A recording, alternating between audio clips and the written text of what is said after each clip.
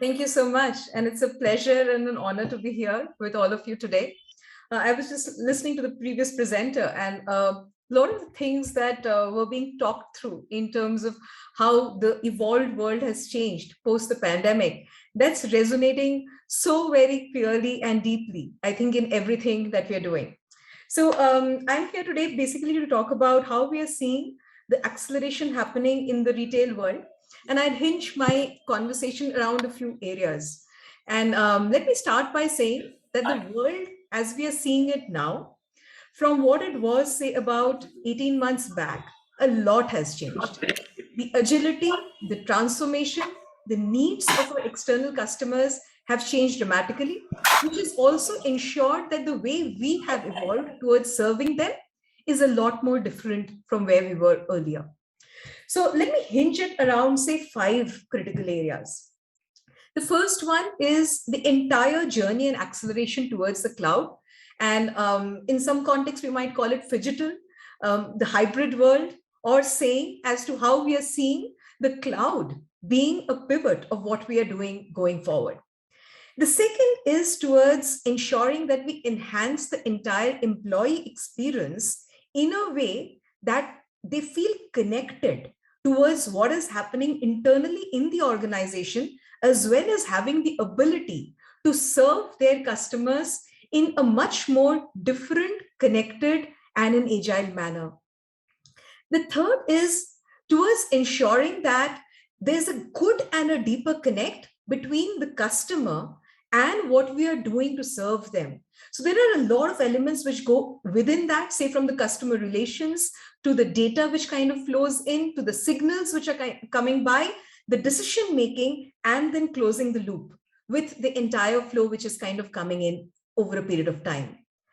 The next part is towards ensuring how we are able to bring in a very seamless connectivity towards a resilient supply chain, because that becomes the real need. And finally, the fifth one is towards how do we ensure that everything happens in a very secured manner in everything that we are talking about right now. So quickly diving into each of these elements.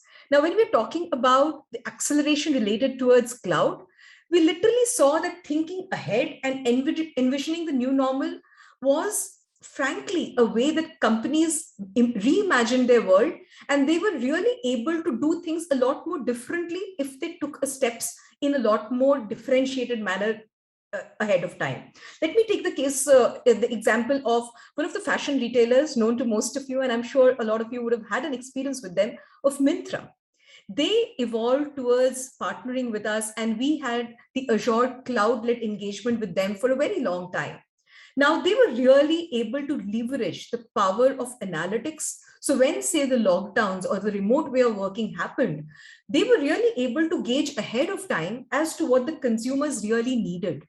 So at any point of time, with the power of machine learning, which was kind of really taking a 6 to 7 times more number of enhanced queries, 450,000 concurrent users, which were kind of going on, they were still able to kind of put across a very personalized shopping experience for the customers. More importantly, gauging the inventory level, figuring out what has to move from their partner ecosystem, from offline to online to the customers. Those elements were happening in a very seamless manner with the power of cloud, with AI, ML, and in fact, making it a seamless experience between the edge, which is happening at the customer's level, and the cloud. So power of, say, IoT, machine learning, and what was happening across with the entire analytics happened in a very meaningful manner. Then coming across towards enhancing the experience of our own employees, because when we talk about digital transformation, I think people are the biggest assets. How do we make them most powerful towards what we are delivering across?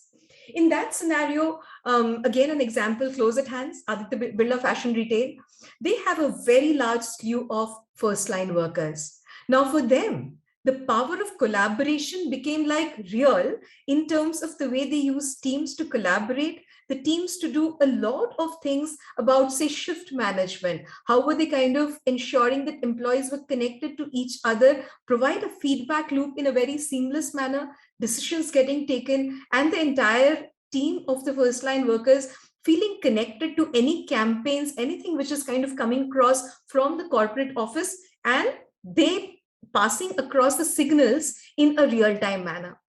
The other part which also was needed about employees was to enhance their skill sets, because the skill sets required in the new world was different.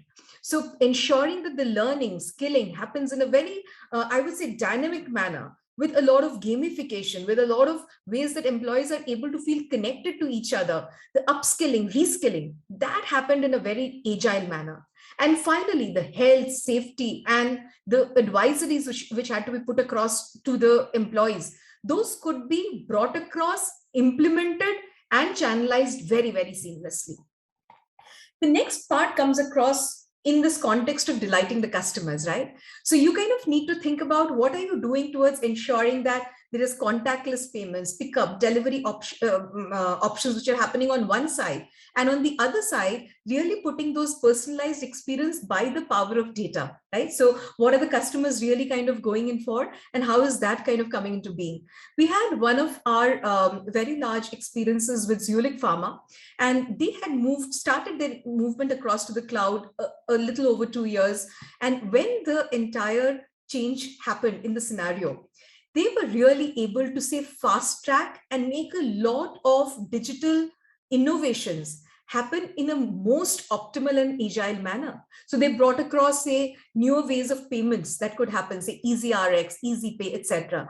And they found out that customers were really kind of wanting to go across newer options available to them, but having the ability to do that from the comfort of their homes in the most meaningful manner. So I would just say the agility with which any of these customer relationship options, coupled back with data, with real-time analytics, structured, unstructured data flowing back to what you're pushing across to your customers with the power of AI, that coming into being was a very third and a large pillar. The next one was towards the agility or the resilience, if you may, of how you make the supply chains a lot more resilient.